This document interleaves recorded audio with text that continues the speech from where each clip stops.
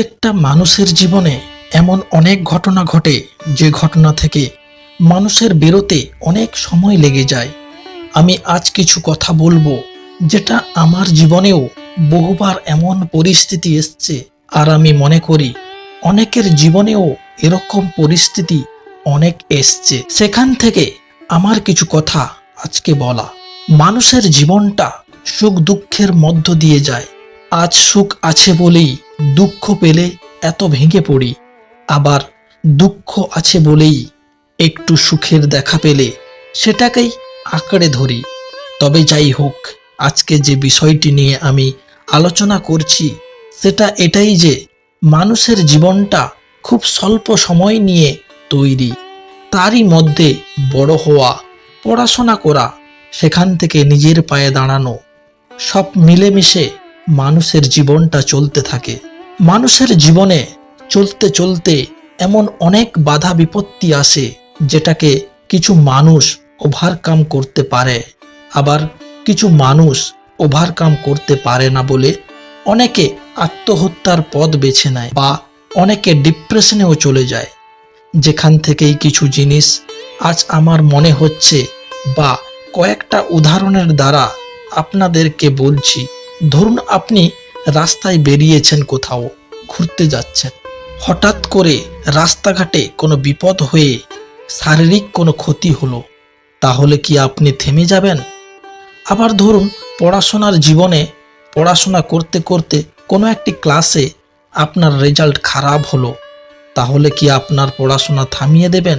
আবার ধরুন আপনার জীবনের সবচেয়ে প্রিয় জিনিস হারিয়ে গেল, তাহলে কি আপনি তার জন্য কান্নাকাটি করবেন? এরকম বহু উদাহরণ আছে যা বলে হয়তো শেষ করা যাবে না।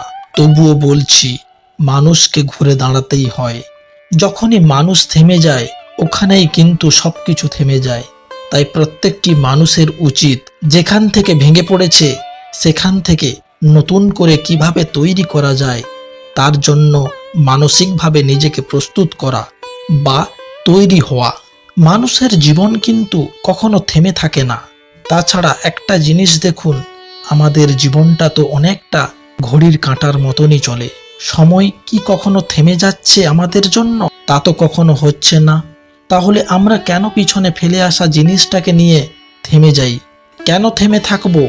তার জন্য একটাই কথা বলবো, ঘুরে দাঁড়ান। মানসিকভাবে নিজেকে শক্ত করুন। আপনার থেকে নিচু মানুষগুলোর কথা ভাবুন। আমি নিচু মানুষ বলতে এটাই বোঝাতে চাইছি, চারপাশে তাকালে দেখতে পাবেন কত গরিব ছেলে মেয়েরা যারা পয়সার অভাবে পড়াশোনা করতে পারে না। তারা ঠিক দেখবেন যাদের পড়াশোনা করার ইচ্ছে আছে তারা ঠিক কোনো না কোনোভাবে পড়াশোনা করে নিজেকে এগিয়ে নিয়ে যাচ্ছে। আবার ধরুন যে সকল মানুষ প্রতিবন্ধী, যাদের চোখ নেই, অনেকে আছে হাত পা নেই, তাদেরকে জীবন পুরোপুরি থেমে যাচ্ছে। হ্যাঁ, কিছু মানুষের জীবনে হয়তো থেমে যায় কারণ তারা থামিয়ে রেখেছে, কিন্তু তাদের মধ্যেও কিছু মানুষ আছে কিছু না কিছু চিন্তা ভাবনা নতুন করেই চলছে। এমনও আছে যারা অনেক সাফল্য অর্জন করেছে। তারা যদি পারে, আমরা কেন পারবো না?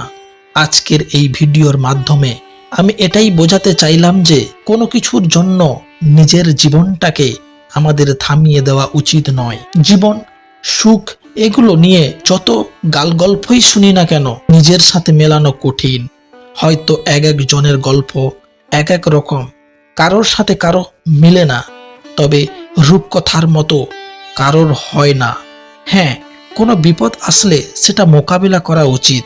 আর কখনো যদি কোনো সময় হতাশাগ্রস্ত থাকি বা কোনো সময় যদি কোনো খারাপ সময় আসে, সেই সময়টা কিভাবে আমাদের মোকাবিলা করতে হবে বা কিভাবে আমাদের সেই জায়গাটা কাটিয়ে উঠতে হবে সেটা আমাদেরকে সবসময় ভাবতে হবে। তাহলে বন্ধুরা, আজকের মতো এই পর্যন্ত। পরে আবার ফিরে আসবো। ততক্ষণ ভালো থাকুন, সুস্থ থাকুন। Good bye.